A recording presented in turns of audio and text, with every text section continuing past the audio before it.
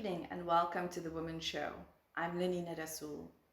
The President recently referred to gender-based violence as a second pandemic.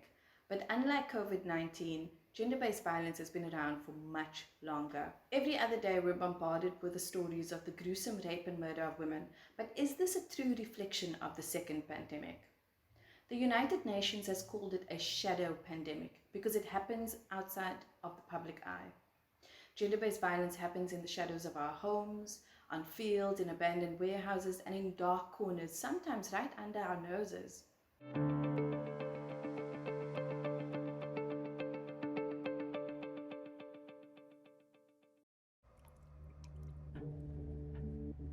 Right now, many people are trapped in their homes with an abuser.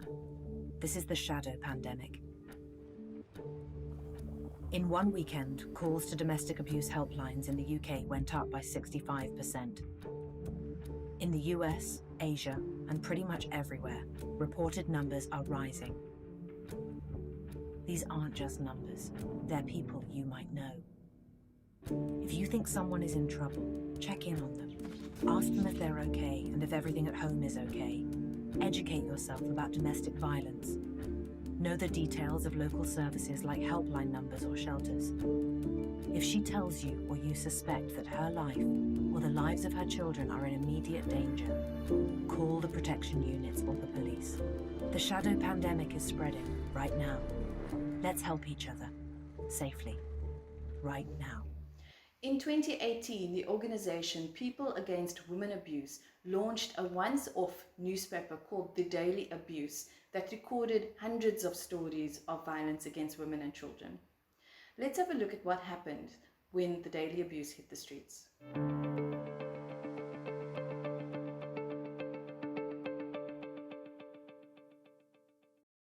From cabinet reshuffles, tussles for the national presidency, an economic downgrade, to the fall of corporate empires, South Africa is always in the news. Hawks are gunning for the court challenge the economic fundamentals remain. Yet one of the most pressing issues in our country hardly ever makes the headlines.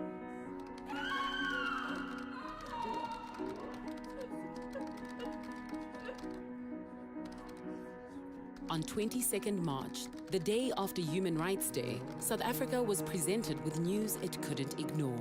Introducing The Daily Abuse, a new national newspaper that documented yesterday's real women abuse stories, 360 of them. Each article served as a voice for the victim.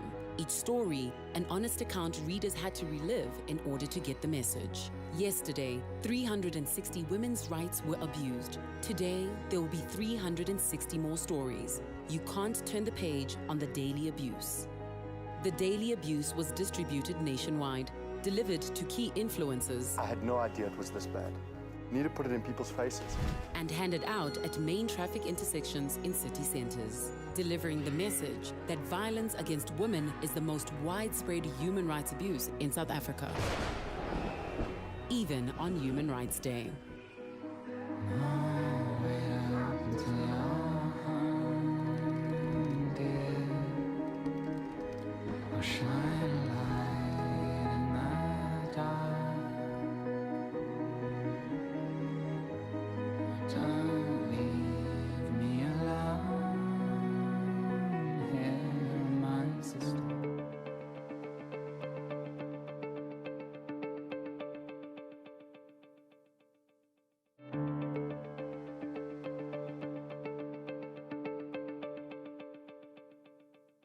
That was a video by People Against Women Abuse on a newspaper they launched focusing on gender-based violence in 2018. This year, in 2020, POWA has partnered with the brand JOKO tea and launched the campaign #InDomesticSilence. We're going to be speaking to Genevieve Finn, who is the JOKO brand lead, and Jeanette Serra, who is the counseling services manager, to speak about the importance of private business partnering with NGOs in the fight against gender-based violence. Welcome, Genevieve and Jeanette. Thank you so much for having us on your show. So Jeanette, in 2018, as we've seen, POWA did a campaign called The Daily Abuse, where you created a newspaper filled with stories of violence against women and children. So, given our topic for this show, which is gender based violence in the news and how it's reported, what are your thoughts on the media coverage of gender based violence currently? I don't think it's gonna be sufficient, the coverage, because of usually we would cover the story of this woman that would be lucky enough to be on the media. I'm just thinking about other stories of women whose stories don't get to be covered. I'm basically saying we are dealing with much more than we are aware of. There are cases that happens daily that we don't know of, and also we know that in our country a lot of women don't report their experiences of abuse. I mean, the stats used to say 1 in 9 women would report rape. Now it's saying 1 in 25. So yes, the media is doing its part, but it's not. It's just the tip of the iceberg of what is happening in our country. So, Jeanette, POWA has always advocated for breaking the silence around domestic abuse. As we've seen in the video about the Daily Abuse newspaper that you launched, you also have book projects publishing the stories of women and the abuse that they endured. And now in 2020, you've partnered with JOKO around a campaign called Break Domestic Silence. What are your thoughts, and from your perspective, how important is it to tell the stories of women, and how does this contribute to breaking the silence? We first need to understand that when a woman is experiencing abuse in her environment, in her home or wherever, the perpetrator usually uses the tactic of isolating them, where they feel alone, and so that the abuse can happen, So it is important that women tell their stories so that they don't become isolated. Um, and the result would be the perpetrator would be able to carry on abusing them. It is important for women to speak out, to break the domestic silence, but also it is important for us to listen, whether as an ordinary citizen, whether as a person like me who works to support survivors of gender-based violence, whether it's the justice system at the court, whether it's the police, we need to listen, because other times survivors decide to keep quiet because we don't listen. We need to listen. Sometimes you don't have to do anything but just to listen to them and believe them. So, Genevieve, as a marketing manager working at Unilever and on the JOKO brand, you guys have partnered with POWA on this new campaign called #EndDomesticSilence. Given that marketing promotes behavior change, usually around buying, as a woman, and especially a woman in marketing, how important do you think it is for business entities to partner with organizations in the fight against gender-based violence? I think it's incredibly important that we get involved. We as corporates have a voice that we can amplify other social causes. And I think putting the marketing spin behind it and really driving that conversation with people who engage with our products day in and day out is really important. It has to go beyond just our product. It's really trying to drive societal change. Now, Genevieve, can you tell us what was behind this particular campaign in terms of partnering with POWA around breaking the silence? What are you hoping to initiate? So the idea is that, tea and conversations go together, even if it's difficult conversations like gender-based violence. And so we found that it's really important that we lend our voices to the societal cause of gender-based violence, and in particular, domestic violence. And so when we came together with #EndDomesticSilence, we knew that we're able to get women to speak out, because the insight is that 1 in 5 South African women is a victim of domestic violence in South Africa. That is an awful statistic, but the truth is actually that that number is probably much higher. It's probably 3 in 5 women, because 1 in 5 is the reported cases. And so we're trying to come together as an organization and as JOKO to say, we can speak out, we can connect you to the people who can help you, and it doesn't have to be this bad, and there is an opportunity to get the help that you need. One of the other insights is that South African women stay in domestically violent relationships for an average of 10 to 15 years in South Africa. That is heartbreaking. And really, we want to reduce how long these women stay in these relationships and get them the help that they need through amazing organizations like POWA. I love that tea and conversation goes together. Now, our president recently referred to gender-based violence as a second pandemic. And given that we have a direct comparison to COVID, what do you think we should be seeing in our national communication to better educate and inform the public about GBV? I think one of the most important things to communicate is that it's everyone's problem. Too many times people are talking about it being a woman's problem and how we should react, but really it takes everyone to get involved in the fight. We once came up with the saying that it takes a nation to beat a woman, which sounds really alarming when you hear it straight off the bat.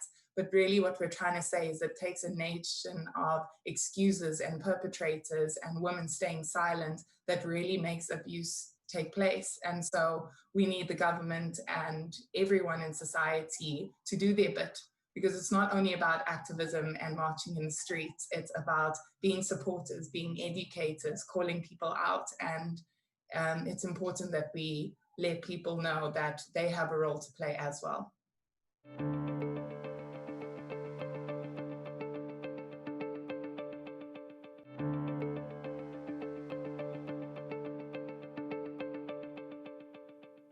Welcome back. You're still watching The Womxn Show. I'm Lenina Rasool, and tonight we're speaking about the coverage of gender-based violence in the news and other platforms. Now, in 2019, Gender Links released a study looking at diversity and representation of GBV in the news and entertainment sector on television. Joining us now is Kubi Rama, who is the Deputy CEO of Gender Links, to speak about some of the things that they found in there. Welcome, Kubi. Thanks for joining us. Hi, Lenina. How are you? Good, thank you. How are you? Well, thanks. Now, Kubi, in 2019, as I said, the study was released around the diversity and representation of women in television, entertainment, and news. Could you give us some of the main insights that emerged from this study? Yeah, the study looked at entertainment media, entertainment, sort of soap operas, etc., children's programming, and news. And what it looked at was to say, how are women featured in all of those categories? And it was interesting in that in the news, the proportion of women in news programming is pretty consistent, in and around the 20% mark, which is really low. And then the monitoring happened during the 16 days and then just after, and then in January. And what the study was looking at how gender-based violence is represented and how many women's sources you have speaking on GBV. So, for example, on the subject in news, you had around 20%, but if you then looked at who's the function of those sources, 43% of those of women were eyewitnesses and spokespeople, 41. And what it means is that there were very few women who actually spoke for themselves, either as the victim of the crime or the incident being reported, or as somebody who had experienced similar. But in all categories, whether it was eyewitness, spokesperson, subject, personal experience, all of those categories were dominated by men, which is pretty astonishing considering that women are affected disproportionately by gender-based violence. Then if you looked at things like the entertainment media, I think there were some very good examples of gender-based violence in certain programming, etc. However, again, what we found there was primarily the entertainment media is very much a reflection of the patriarchy we live with, and that we really don't engage with it in a very real way. Children's programming, similar. Obviously, the proportions are different. but the topics are not engaged with. The voices that were largely absent in all of these news, entertainment, and children's programming was anything to do with LGBTI. Mm. It's hidden, it's not there, it's not something that we representing at all. Thank you, Kubi. Now, one of the stats mentioned was that gender based violence made up only 2% of news reporting on television. Now, often when we see news reporting after a gruesome incident, there's a narrative that there's been an increase in gender based violence. But what it really looks like is an increase in reporting. Can you tell us some more about that? You know, I've never been convinced that it necessarily means there's been massive increases. I think GBV has been present and very present for a very long time. I believe personally, and it's not a view of my organization or anything like that, is that what's happened is that we have many more ways of reporting gender based violence.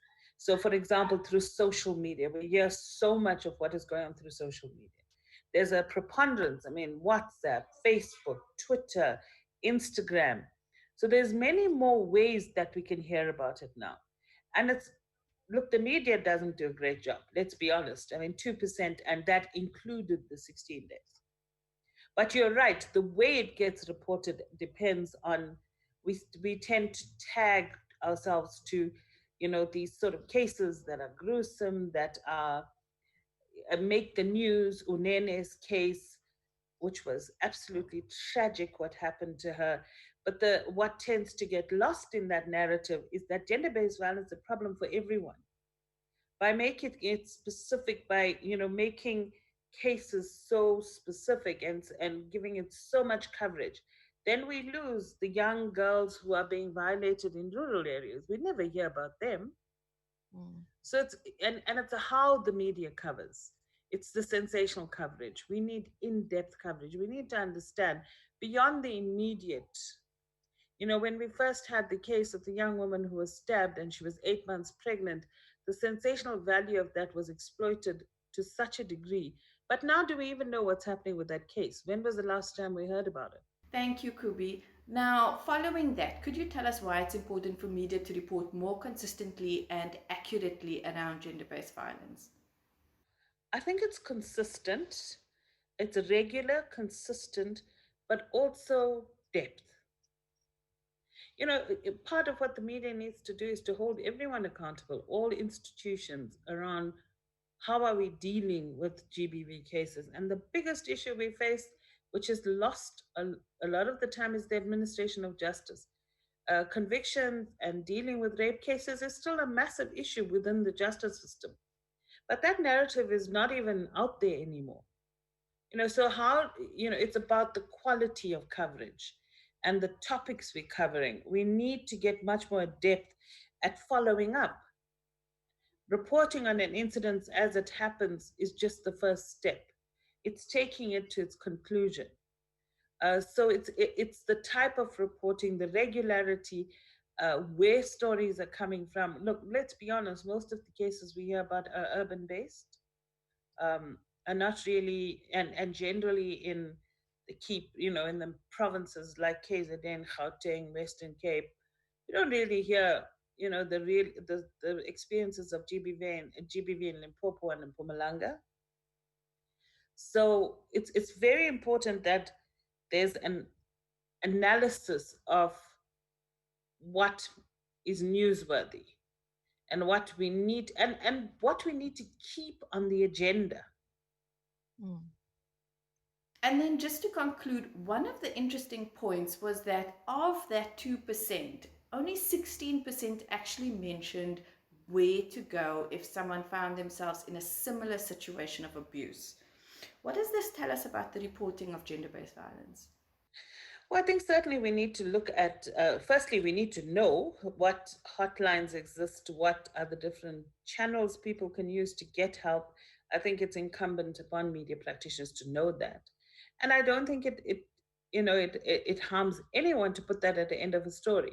If you need help, this is who you should contact. I think it should be a standard practice. because especially now, where, with the various states of lockdown and people who are experiencing violence, being isolated with families or with others, where they're really not having that much contact with with the outside world. So I think it's quite important to constantly reinforce the message that there are ways to get help. That was Kubi Rama, the Deputy CEO of Genderlinks. And now we're going to chat to Thandi Smith, who is the Head of Programs at Media Monitoring Africa, who also did a short survey on the coverage of gender-based violence in print newspapers. Hi, Thandi. Thank you so much for joining us. Thanks very much for having me. Now, Thandi, Media Monitoring Africa did an analysis on the reporting of gender-based violence in print media, and what they found that reporting sort of peaks and wanes according to whether there's an external focus on women, like Women's Month or 16 Days of Activism. Can you tell us a bit more about the findings? So gender and gender issues is something that has featured across various topics of analyses that we do. We try and incorporate it into general analysis and monitoring. So we'll always have a look at women's voices and trying to see how that representation changes, what the trends are, and just how the media access women's voices. But every now and again, you'll see something big come out in the media, a big story where around gender-based violence or an issue that impacts women more specifically. And we would then try and do a little bit more of an in-depth analysis into that specific instance. And that's what happened with our more recent piece on gender-based violence. But what we have seen since then is that the issue of gender-based violence is something that has started to feature a lot more prominently in the general news agenda. So it's now, if you look at news stories today, it's very unlikely that a week or two will pass without having some sort of focus or some story around gender-based violence coming up in the sort of general news, in the general news, which is a very positive thing. We still, however, see the peaks and the increased reporting around, like you say, specific days. So Women's Day is coming up. You will more than likely see a spike in coverage. And we also see this happening around 16 Days of Activism. And if you had to think of it like a graph, you would see kind of a general average and then a sudden peak and then a sudden drop afterwards. But generally it is something that has started to feature a lot more on the news agenda, and I think there are a number of reasons why that has happened over the last year or two. And Thandi, why do you think it's important for us to have more balanced reporting and coverage of gender-based violence? Well, so if you look at how media or how news reported issues of gender-based violence historically, you see a dramatic underrepresentation of women's voices, and often women being represented as victims. And even though you have these issues that are directly targeted at women, you see their voice not being heard. And a classic example of this is quite a number of years ago, this is quite a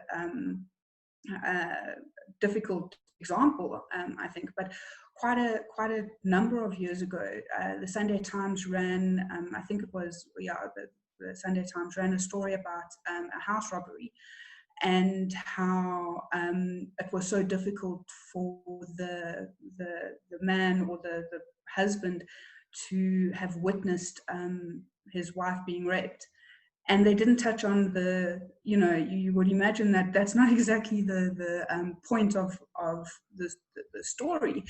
And that has fundamentally changed over time. I think that people or news and journalists have sort of started that balance and changed how they report. So it's not necessarily, just looking to strike a balance. I don't think that is necessarily the answer either, but it's to give adequate representation and adequate context where it's due. And so when you're dealing with something like gender-based violence, something that impacts women directly, you would expect the overwhelming majority of voices to be women's voice. So I think we're starting to see that happening. And I think, just to touch on it a little bit more broadly, is that, in most of our analyses, most of our monitoring across a variety of different topics, you see an overwhelming dominance of male voice. And this is something that we feature across multiple analyses. So, that issue of just general women's voices in news coverage is something that media still need to work on and still need to get right. Thank you so much. That was Tundi Smith, Head of Programs at Media Monitoring Africa. We're going to take a short break, but we'll be back with more after this.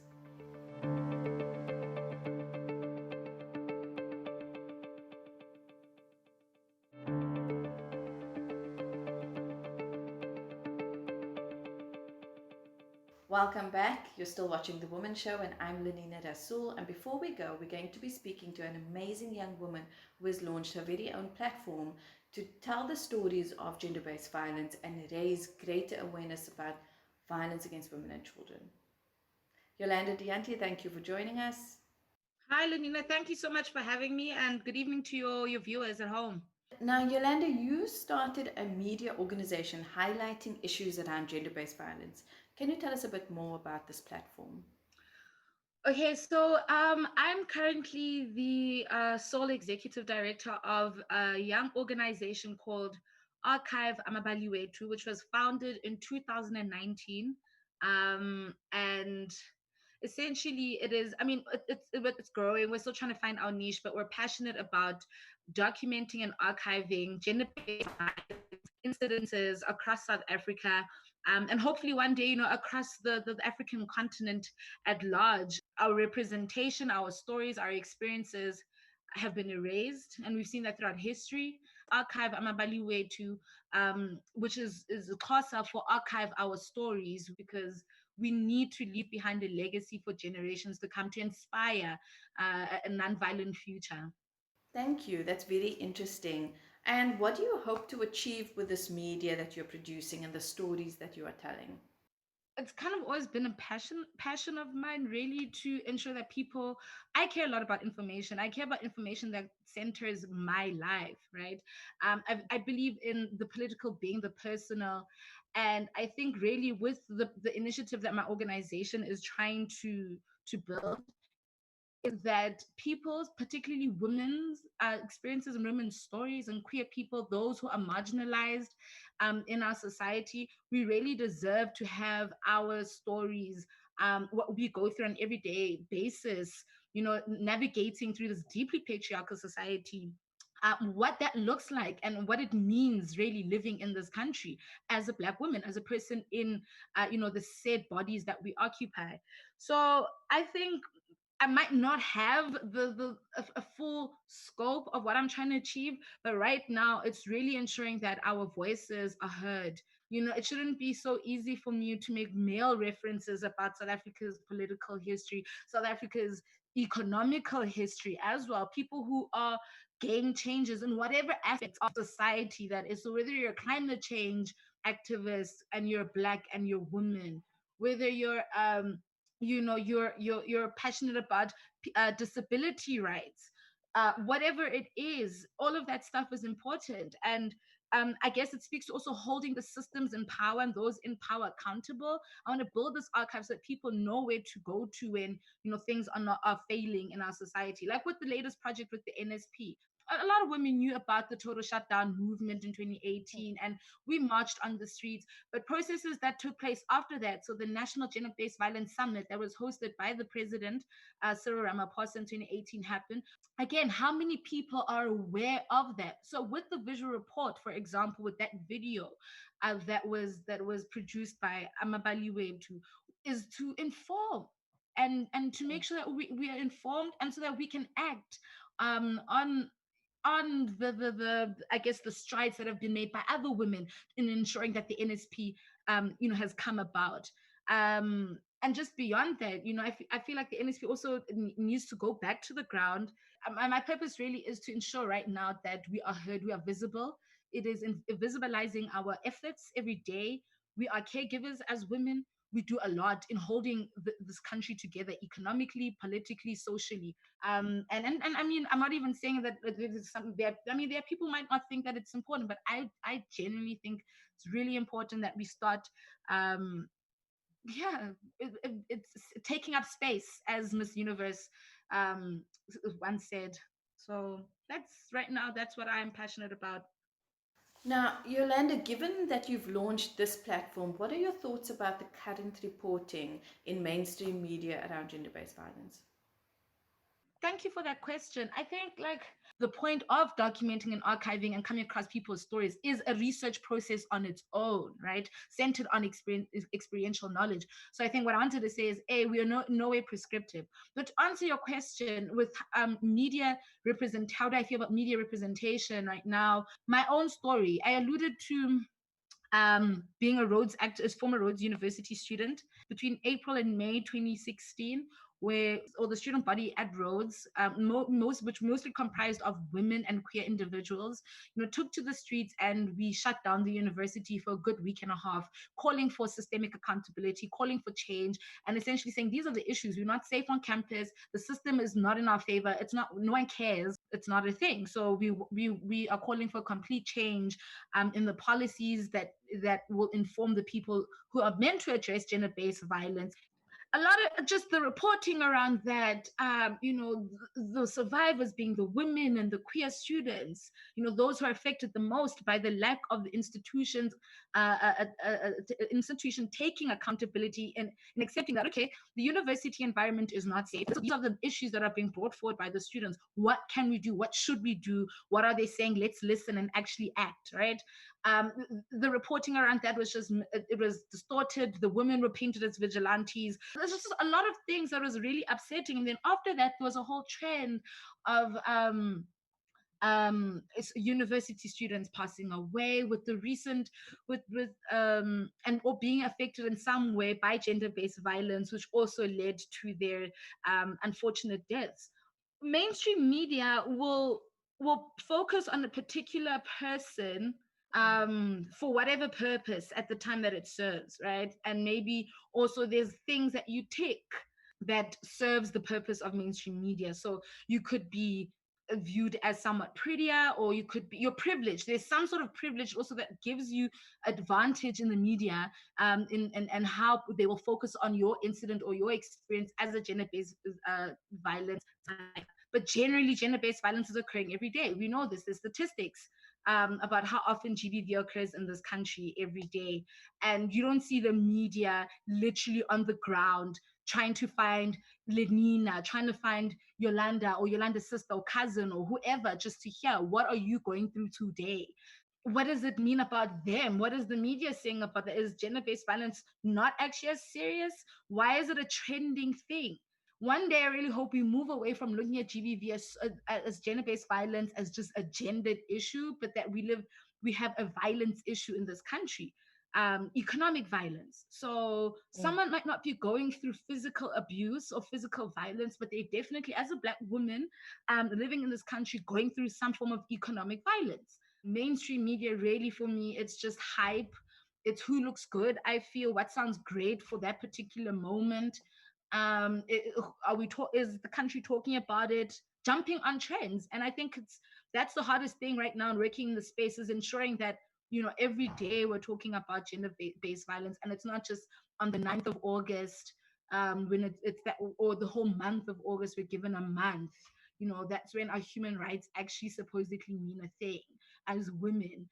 So there's a lot of issues, partly being that we live in a very mostly everything has to do with the fact we live in a patriarchal society, and so there's a lot of unlearning of things we also need to do. So it's very complex. I don't believe it's as easy as pinpointing to that particular issue. I think we're all complicit in some way. As a Black woman, I'm not saying I'm perfect. I know I have things that I have to unlearn, that I deeply have to, think about, why do I feel this way about something, which could possibly be harmful, could be a harmful view that I hold about something, which I don't think it is. There's a lot of things. So my point is, we just need to constantly seek resources. Sorry, I'm going on a tangent. Thank you so much, Yolanda. And just to end us off, do you have a message for women out there and for the media out there with regard to breaking the silence on gender-based violence? No, I think my message would be that, women and queer people and gender non-conforming persons and everyone who really is affected by patriarchy and violence, we should just focus on speaking our truths, really centering ourselves, and just speaking our truths and our truths and finding the best ways possible for us to write ourselves into history. Really, I think anything we need to be comfortable and be more confident, and with speaking up and out. And speaking out is not necessarily, just saying, "Oh, I've been raped," for example, which is also important, but let's just speak about the injustices that we constantly face on an everyday, and speak it with conviction. So I think let's just disrupt in all ways. I think that's the message. Let's just disrupt in all ways possible. Thank you very much. That was Yolanda Dyanti, who is the founder of the archive Amabali Wethu, and that's all we have for this evening. Thank you very much for joining us. Good night.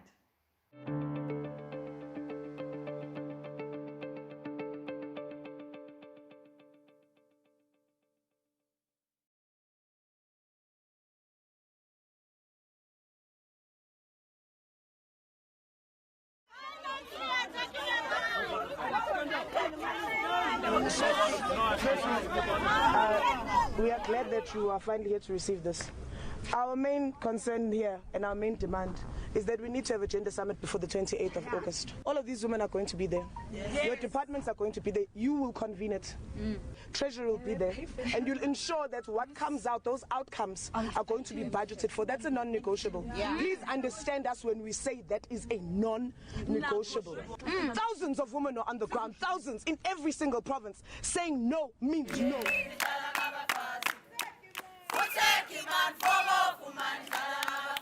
On the 1st of August 2018, a movement called #The Total Shutdown Women's Movement took to the streets of our country in an attempt to hold the government accountable and demand for responsive action towards the crisis and increasing rates of gender-based violence and femicide.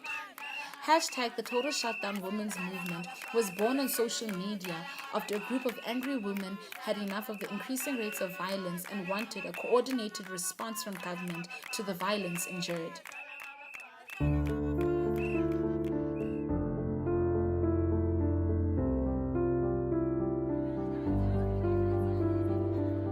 After long weeks of planning and mobilizing resources for the National March Against Gender-Based Violence, #The Total Shutdown Women's Movement was able to organize close to 100,000 women across the country to march to various meeting points, including the union buildings, to hand over a list of 24 demands to President Cyril Ramaphosa. One of the demands of the women's movement was for the presidency to host a presidential summit against gender-based violence and femicide with both civil society and government, and to respond by collectively developing a multi-sectoral response that would address the mass violence against women across all diversities, as well as violence against children. Coming up with a national strategic plan was that we need to be reflecting more. What kind of theories are we going to bring? Or what kind of responses? Yeah, what is happening around us? What is happening within civil society? That is why we also invited people into a room and say, can we talk about this? So we had the theory of change meeting, and then it also set in motion the planning of how then do we reimagine a national strategic plan for gender-based violence.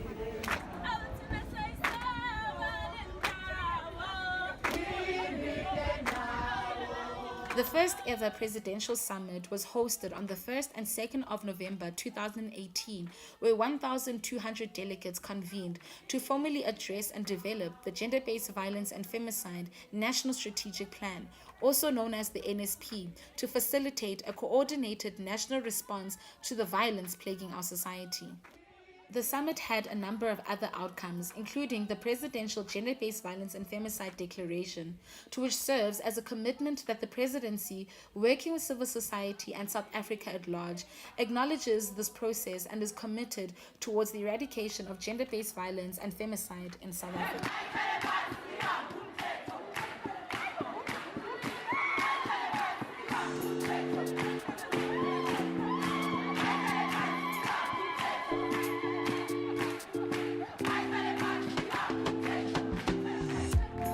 In 2019, a number of consultative meetings occurred to engage various stakeholders in the design process and the drafting of the theory of change of the National Strategic Plan. These meetings included government representatives and local leadership structures, civil society organizations, and broader citizens of the community to give insights on how they need the NSP to respond to their provincial and local problems.